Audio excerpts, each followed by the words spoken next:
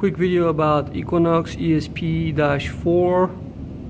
Ethernet to 4-port serial converter or server terminal server.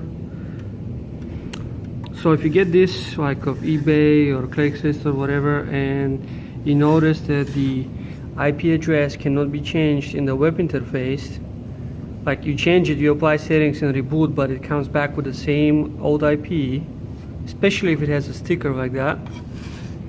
Open up the box.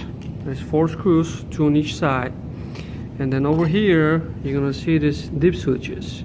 You can change the IP with the dip switches within this range, so it can go to 150, one all the way to 156, or if you put a jumper or just short these 2 pins somehow, you're all set, and you can change the IP address to whatever you want from the web interface.